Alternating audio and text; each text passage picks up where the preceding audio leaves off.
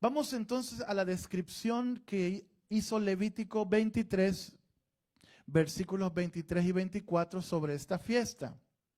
Vamos a leer la palabra de Dios. Dice: y habló Jehová a Moisés diciendo: habla a los hijos de Israel y diles, en el mes ¿qué? Séptimo. Aquí ya había llegado el otoño. Había pasado mucho tiempo entre las fiestas de primavera, venía la sequía y ahora venía el otoño con las últimas 3 fiestas del año. Y en el mes séptimo, el primero del mes, tendréis un día de reposo y una conmemoración al son de ¿qué? De trompetas. ¿Cuándo se tocaban esas trompetas? El día 1. El primer día del séptimo mes, eso es octubre. ¿Ok? En el mes de Tishri, así se llama ese mes. Y en el mes de Tishri se sonaba el día 1. ¿Qué se celebraba allí? Los judíos celebraban el año nuevo, porque ellos tenían un año nuevo religioso que era en Nisan, y tenían el año nuevo civil, que era el año, comenzaba en octubre. Muy bien, comenzaba el nuevo año. Hoy ellos le llaman a esa fiesta el Rosh Hashanah. Ustedes van a escuchar esa fiesta muy famosa. Es el año nuevo judío. ¿Qué más dice el versículo 27? Y a los 10 días de este mes séptimo será ¿qué cosa? El día de la expiación. Es decir, la fiesta de las trompetas se daba exactamente 10 días antes de otra fiesta. Voy a decirlo de esta manera. El Señor instituyó una fiesta para que la gente se preparara para otra fiesta. De paso, la fiesta de la expiación era la más importante y solemne, que es el tema de mañana. Era tan importante que Dios instituyó una fiesta para recordarles que en 10 días que viene la expiación, que era una fiesta que tenía que ver con el perdón, con la reconciliación del pueblo con Dios. Vamos a leer el versículo 27. Y a los 10 días de este mes séptimo será el día de expiación, y tendréis una santa convocación y afligiréis vuestras almas y ofreceréis ofrenda encendida a Jehová. O sea que la fiesta grande era la expiación, pero 10 días antes se inauguró una fiesta, que es nuestro tema de esta noche, era la fiesta de las trompetas, que en realidad no eran trompetas, sino que eran shofar, ¿verdad? Eran unos cuernos y siempre que usted vea trompetas en la Biblia, es para dar anuncios. Viene algo el Señor va a hacer. Y por eso se anunciaba, igual en las batallas. Hay unos textos en el Antiguo Testamento donde se explica si se daba un sonido, qué significaba, si se daban 2 sonidos, si se daban 3 sonidos. Las trompetas formaban parte de toda la religiosidad de Israel. Ahora, para que podamos hacernos una idea, quiero que observen esta diapositiva que hemos puesto allí. Fíjense, las fiestas de primavera ya habían pasado. Y una vez terminaba la primavera, venía una gran sequía hasta septiembre, que empezaba a llover otra vez, que eran las fiestas del otoño. Hoy estamos arrancando con las fiestas del otoño. Las trompetas, la expiación y las cabañas. Ahora, fíjense bien que asimismo como ocurría en el año, ocurrió una sequía de fiestas a través del tiempo. Por ejemplo, el Pentecostés se celebró en el año 31, se celebró el Pentecostés, y no hubo más fiestas hasta 1834. Ya van a ver de dónde sacamos este número de aquí, que comenzó la fiesta de las trompetas. ¿Ok? Pero vamos a la Biblia. ¿Cuántos de ustedes han visto a este caballero? De paso era un estadounidense de nombre Guillermo Miller. ¿Han ustedes escuchado de Guillermo Miller? Guillermo Miller fue un hombre que el Espíritu Santo lo guió a la Biblia. Y saben que cuando una persona va a la Biblia suceden cosas extraordinarias. Él tomó casi 2 años leyendo versículo por versículo de la Biblia. ¿Has leído tú la Biblia así? Versículo por versículo, y él no avanzaba a otro versículo si no había entendido el anterior. Y así estuvo leyendo versículos solo con la Biblia y una concordancia durante 2 años, casi todo el día completamente, sin hacer otra cosa, hasta que un día llegó a un versículo que le quitó el sueño. Y este versículo está en Daniel 8:14. Vamos a leer este texto. Dice así: y él dijo, hasta 2300, ¿qué cosa? Tardes y mañanas, y luego el santuario será, ¿qué cosa? Cuando Guillermo Miller vio ese versículo, dijo, ¿qué es esto? ¿Cómo así que 2300 tardes y mañanas?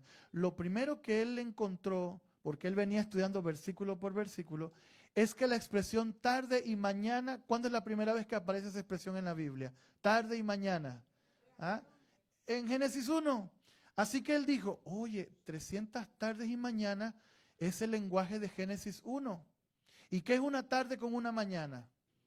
Un día. Así que él dijo, o sea que no son 2300 tardes y mañanas, son 2300 días. ¿Y qué pasará después de 2300 días? Él siguió investigando, dice, luego el santuario será purificado. Él leyó en la Biblia que el santuario había sido edificado por Moisés en la tierra. Así que él dijo así, quiere decir que se va a purificar la tierra. Y mientras leía la Biblia encontró los textos de Pedro que menciona que cuando Cristo venga serán purificadas todas las cosas con fuego.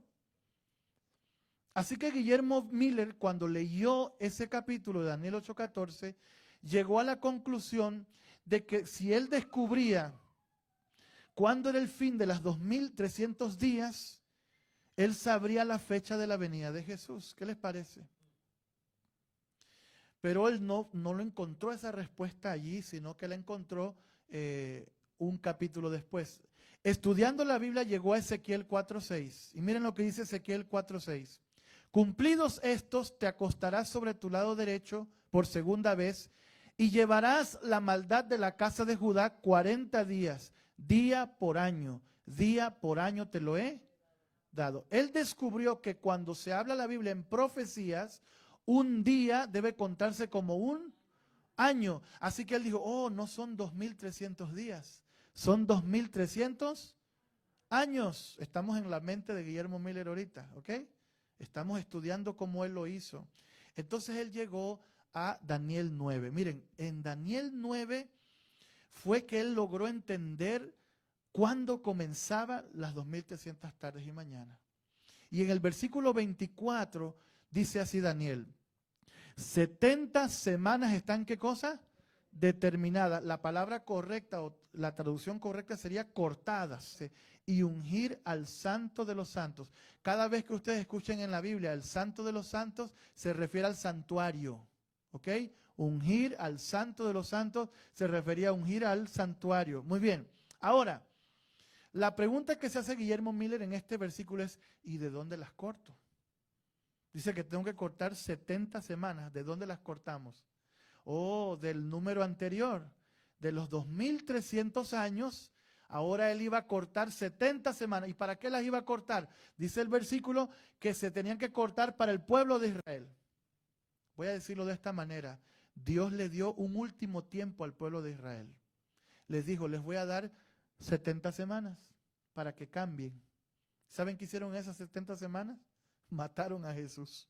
Y por eso Jesús tuvo que desecharlos como nación. Ustedes saben que Israel era el pueblo de Dios hasta las 70 semanas.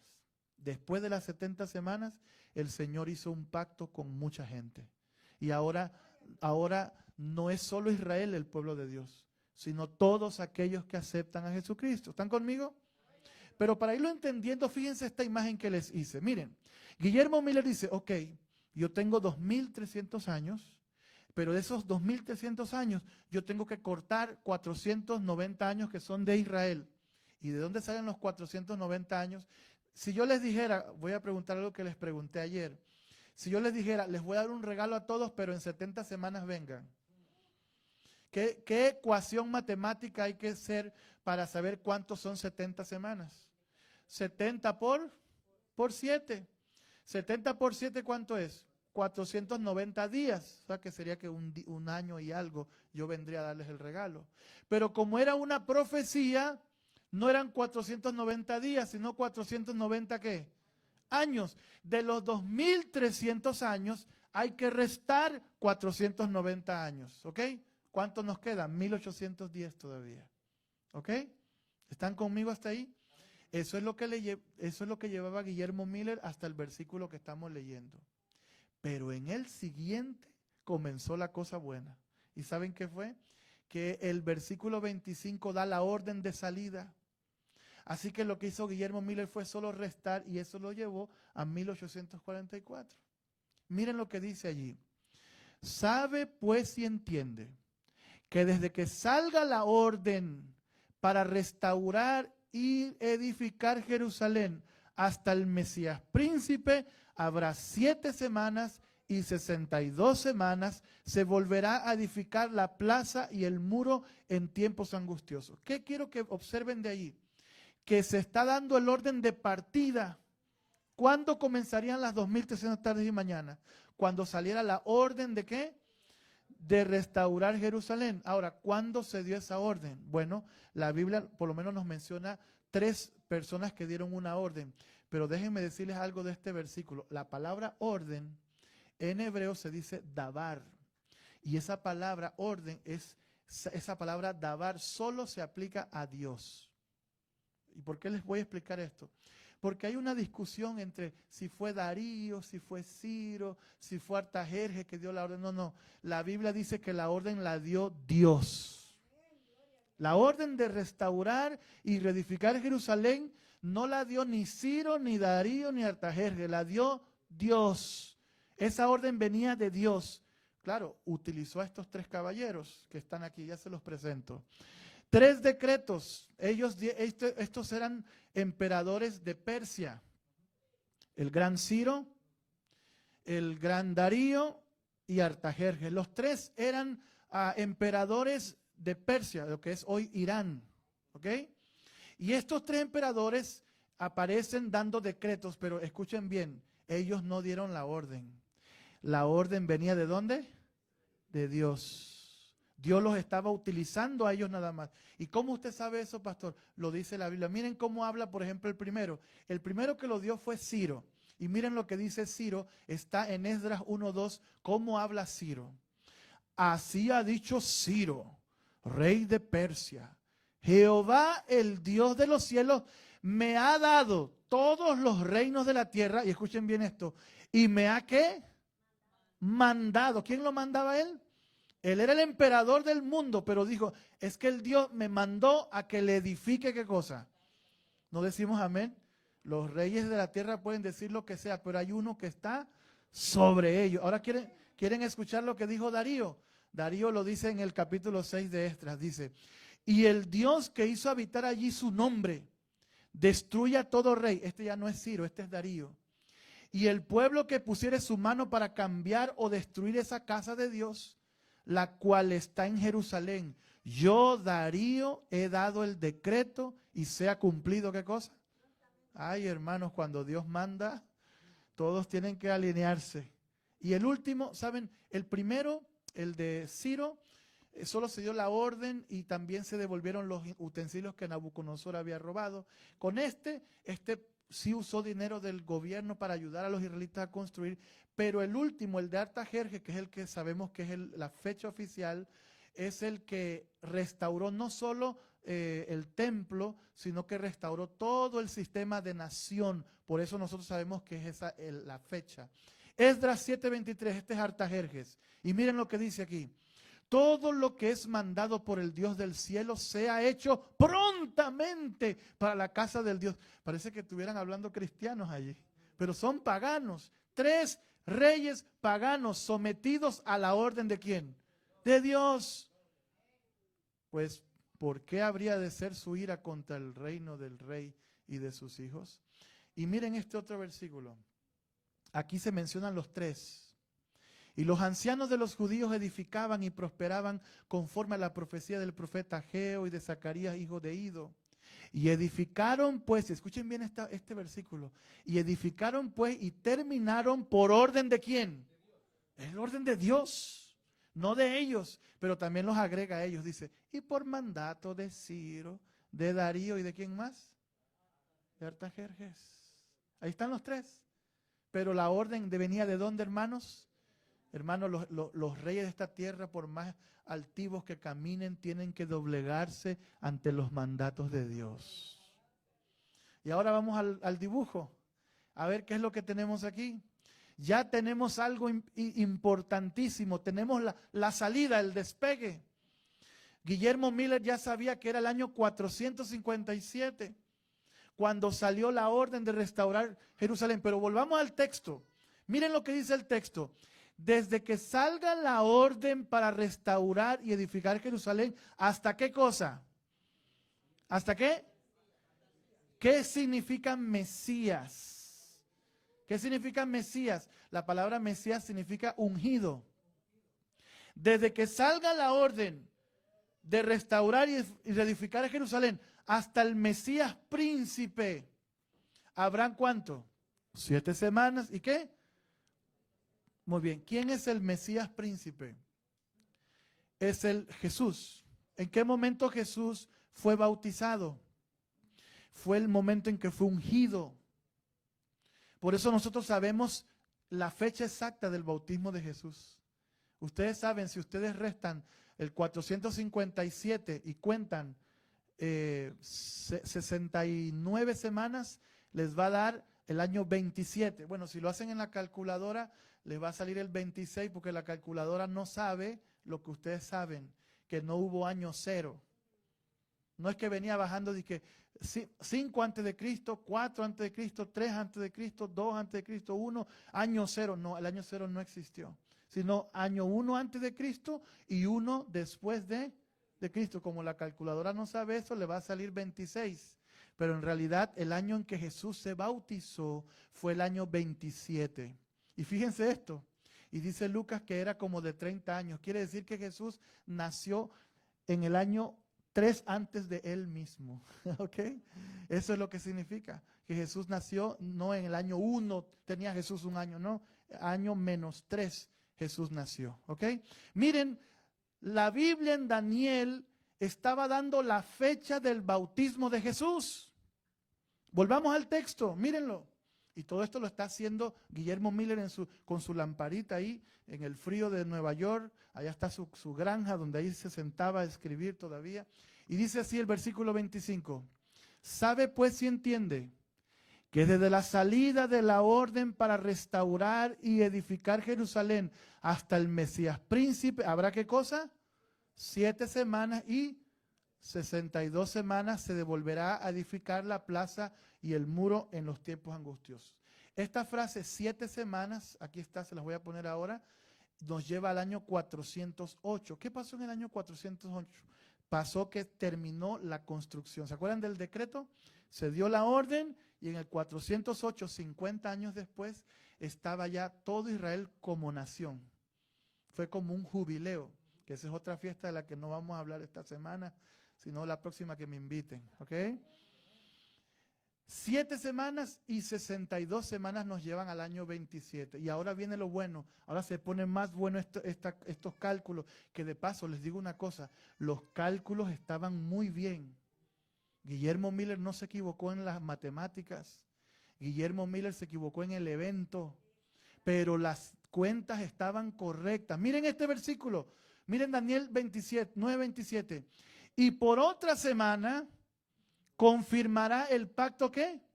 ¿Qué significa? Escuchen bien, ¿qué significa la frase pacto con muchos? Significa que Dios dejaría a Israel de utilizarlo como un pueblo único. ¿Se acuerdan que Israel era el pueblo del pacto? La expresión pacto con muchos es te desecho como nación. Ahora, no como individuos. Los israelitas se pueden salvar, pero ya no son una nación especial, única como eran, porque el pacto, al final de las 70 semanas, el pacto se hizo con los gentiles, con todos aquellos que aceptan a Jesucristo en su corazón. Y así que ya tenemos aquí, del año 27, si contamos una semana o 7 años, nos lleva al año 34. Y por eso nosotros sabemos que en el año 34, el apedreamiento de Esteban y el evangelio a los gentiles es la fecha que tomamos. Sabemos que en el año 34 se acabó la gracia para Israel como nación, no como personas. El Señor desechó a Israel. Miren, le digo, les doy 70 semanas para que cambien. Les doy 70 semanas para que busquen fidelidad a mí. Y lo que hicieron en esas 70 semanas fue matar a Jesús. ¿Quieren ver dónde aparece la muerte de Jesús? En Daniel 9. Daniel 9:27 dice, y a la mitad de esa última semana, a la mitad de la semana, ¿se hará qué cosa? ¿Saben que esa expresión se refiere a la muerte de Jesús? A la mitad de esa última semana se va a hacer cesar el sacrificio y la ofrenda. Esta semana, cuando estábamos estudiando la Pascua, vimos que cuando Jesús murió hubo un terremoto que rasgó el velo de arriba abajo, ¿lo recuerdan? ¿Saben por qué se rasgó el santuario? ¿Saben por qué? Porque el verdadero Cordero estaba ¿qué? Muriendo. Ya no era necesario seguir matando corderitos. Por eso la Biblia dice, y a la mitad de esa última semana se hará cesar. Ya no más sacrificios, ya no más corderos, porque el verdadero Cordero está dando su vida. Vamos al dibujo. Quiere decir entonces que a la mitad de la semana nosotros sabemos que la Biblia en Daniel nos estaba dando hasta el año de la muerte de Jesús. ¿En qué año murió Jesús? En el año 31 después de Cristo. ¿Están conmigo? Entonces Guillermo Miller, ustedes están con Guillermo Miller, porque Guillermo Miller estaba a la cuenta ahí, llegó al año 34. ¿Cuántos años faltaban? Faltaban 1810. Así que él solo hizo sumar. ¿Y a qué conclusión llegó? Eso lo llevó al año 1844 y él dijo, wow, viene Jesús. Viene Jesús. ¿Saben qué año era cuando se dio cuenta de que Jesús venía? Que sacó todos esos cálculos. 1834, justo 10 años antes. Así como las trompetas sonaban 10 días antes del día de la expiación, justamente 10 años antes, Guillermo Miller descubrió que Cristo viene. Ahora, ¿cómo ustedes se sentirían si supieran que Jesús viene en 10 años? ¿Cómo sería nuestra vida? Díganme. ¿Cómo fue la predicación? Ahora viene el movimiento que se conoció como el movimiento millerita. ¿Han ustedes escuchado el movimiento millerita? Eso fue un despertar religioso en todo Estados Unidos y no solo aquí, en el mundo entero. Se empezó a decir, Cristo viene. Ahora, la predicación de Guillermo Miller no era como la nuestra. La de Guillermo Miller era, faltan 9 años, faltan 8 años. Y a medida que se iba acercando la fecha, crecía como una efervescencia, ¿no? ¿Cómo se sentirían ustedes si yo les digo, faltan 4 años para que Cristo venga? ¿Ustedes se imaginan cómo vivía esa gente? Dice que, ¿ustedes creen que la gente andaba peleando si pintar la iglesia de verde o amarillo? ¿Ustedes creen que la gente andaba discutiendo eso? ¿Qué estaba haciendo la gente cuando escuchaba a Guillermo Miller y que la suma y que todas las cuentas salían correctas? La gente empezó, dice que hasta los que tenían, me debes $10, te lo perdono si ya Cristo viene. Las deudas se perdonaban. Dice que muchos regalaron sus carros, regalaron sus casas, ya no las iban a ocupar. Le regalo allí la finca que tengo allí, el rancho, te lo regalo. Fue un tiempo de espiritualidad. ¿Cómo ustedes creen que estaban las iglesias en esos tiempos? De paso, los milleritas fueron desfraternizados de sus iglesias, porque las iglesias donde ellos asistían los botaron. No, ustedes están locos. Ellos se reunían en carpas y se reunían a cantar y emocionados escuchaban y leían. Guillermo Miller empezó a andar por todo Estados Unidos y la efervescencia iba aumentando, aumentando. Tanto así que hubo gente que hasta se mandó a hacer ropa blanca. Ustedes saben que la Biblia dice que cuando Cristo venga tenemos vestiduras blancas. Pues ellos se adelantaron y se mandaron a hacer sus batas. Todavía ahí en Nueva York está la piedra de la Ascensión, atrás de la casa de la granja de Miller. Usted puede ir allá todavía hoy y va a ver el lugar donde ellos se reunieron ese 22 de octubre a esperar y a cantar coritos toda la mañana. Emocionados, porque esto no puede fallar. Artajerjes, 408 la construcción, 27, el cómputo es exacto. Hermanos, faltaban 2 años, faltaba 1 año.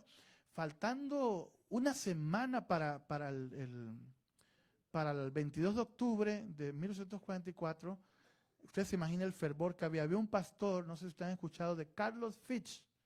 El pastor Carlos Fitch, un pastor milerita, estaba tan emocionado haciendo llamados a la gente en un río frío aquí en Estados Unidos, y la gente venía y se bautizaba. Ese hombre estuvo mucho tiempo allí, mucho tiempo, y la gente seguía viniendo y él bautizaba y seguía viniendo.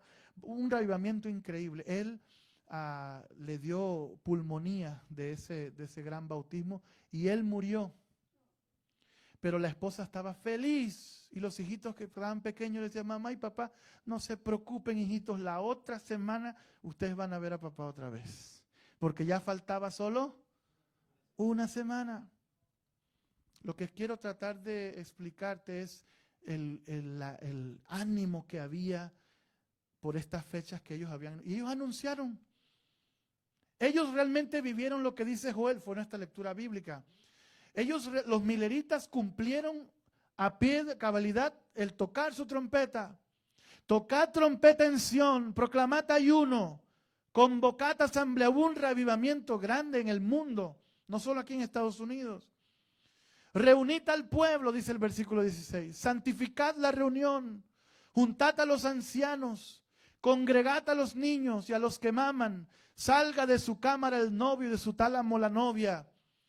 Y entre la entrada del altar lloren los sacerdotes, ministros de Jehová, y digan: perdona, oh Jehová, a tu pueblo, y no entreguéis al oprobio tu heredad, para que las naciones se enseñoreen de ella, porque ¿qué han de decir entre los pueblos? ¿Dónde está su Dios?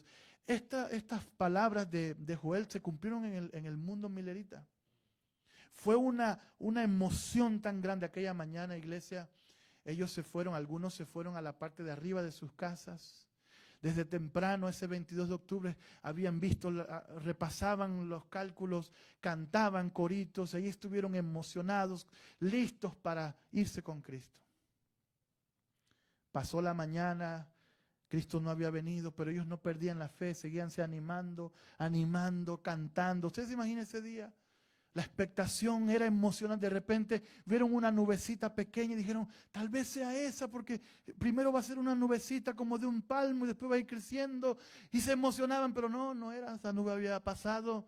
Empezó a caer la tarde, pero ellos seguían cantando. Yo me imagino ya las gargantas de ellos agotadas, pero estaba la emoción.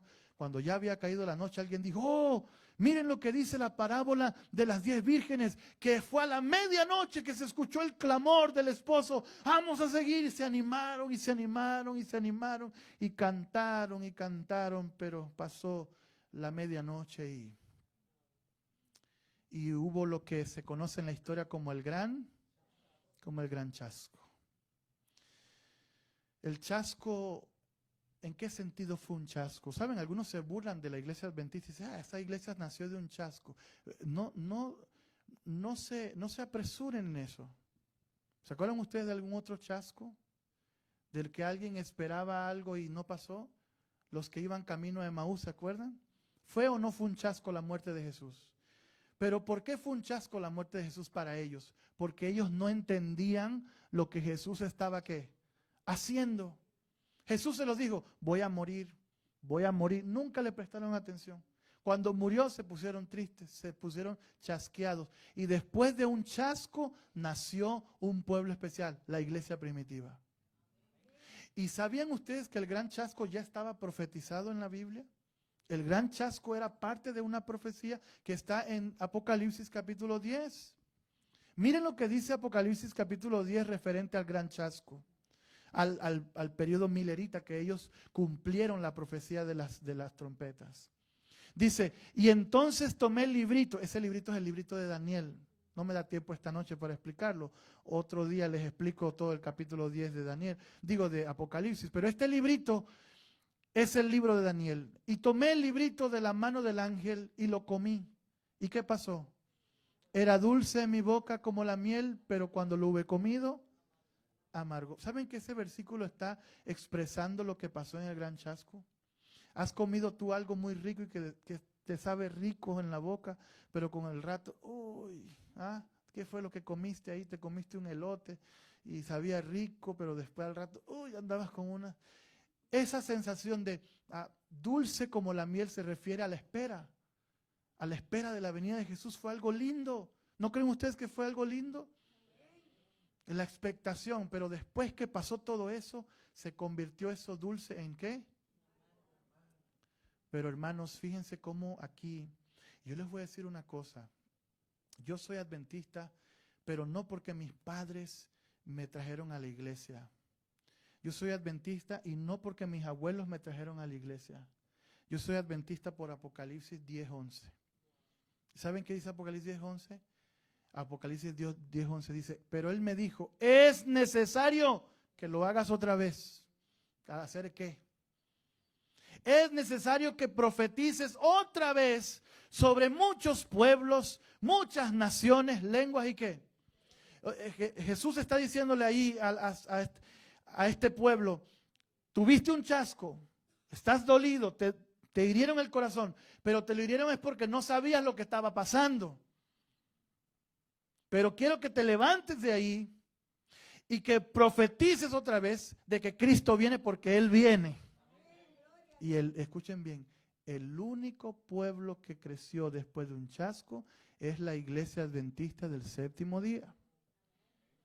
El capítulo 10 de Apocalipsis presenta el surgimiento de una iglesia que saldría de un chasco, de una amargura terrible, a predicar, a profetizar sobre muchos pueblos, naciones, lenguas y reyes. Ahí está el origen de la iglesia adventista. Y después del chasco, muchos volvieron a sus antiguas iglesias, otros siguieron poniendo fechas, pero hubo un grupito que se arrodillaron en una casa para pedir la dirección de Dios. Y ese grupo fueron los pioneros de la iglesia adventista. Y esos pioneros se arrodillaron y dijeron, Señor, muéstranos qué fue lo que realmente pasó. Y leyendo el libro de Hebreos se enteraron de que había un santuario donde. O sea que no se habían equivocado en la fecha, se habían equivocado en el evento. Jesús no iba a venir a la tierra, sino que Jesús iba a iniciar la sexta fiesta, el día de la expiación. Así que hermanos, el calendario estaba correcto. Lo que Guillermo Miller no entendió es el evento. Miren, la gente que sufrió cuando Cristo murió, sufrió porque no entendía por qué Jesús venía a morir, si lo que queríamos es que Él conquistara los reinos. Ellos no entendieron el plan de Dios. Guillermo Miller tampoco entendió el plan de Dios. Y por eso pensó que Jesús venía, pero lo que estaba pasando es que Jesús, desde el Pentecostés, había estado en el lugar santo. Y había llegado el momento de pasar ¿a dónde? Pero esa es la fiesta de mañana, entonces no les puedo explicar mucho. Lo que quiero decir es que la fiesta de las trompetas preparaba el corazón para la fiesta grande del 10, que era el día de la expiación, el Yom Kippur. Así también los mileritas prepararon el corazón para un pueblo que nacería hablando y predicando del juicio. Y miren, esta es la última diapositiva que les dejo allí. Esta imagen presenta todo lo que hemos dicho esta noche. Las trompetas sonaron 10 años antes con el pueblo milerita. Y un estudio más profundo, ¿saben? No me da tiempo esta noche, pero en 1765 el terremoto de Lisboa fue una trompeta que sonó para anunciar que se acercaba. La caída de las estrellas en 1833, un 13 de noviembre, fueron otras trompetas que el Señor estaba preparando para la venida de Jesús. El día oscuro también fue otra señal en los cielos, y los mileritas todos estuvieron anunciando, miren, sin conocerse, no había WhatsApp. Guillermo Miller no le mandó WhatsApp a Joseph Wolf en Europa, ni a la Kunze en Sudamérica. Todos estaban hablando de la venida de Jesús. Las trompetas sonaron y volverán a sonar cuando Cristo venga por segunda vez. Un pueblo se levantó, un pueblo tiene que sonar trompeta en Sión, porque Jesús está ya terminando. Hermanos, esto es algo solemne. Y no pierdan mañana, porque mañana vamos a hablar de la fiesta en la que estamos viviendo. ¿Sabían ustedes que mientras ustedes me están escuchando aquí, ya estamos en la sexta fiesta, la del Día de la Expiación? Desde 1844 comenzó históricamente la fiesta que vamos a predicar mañana. Así que, hermanos, esta es la fiesta de las trompetas. ¿Cuántos queremos estar listos para cuando Cristo venga por segunda vez? Maranata, iglesia. Cristo está viniendo. Con la ofrenda de amor del Cordero y su sangre vertida por mí.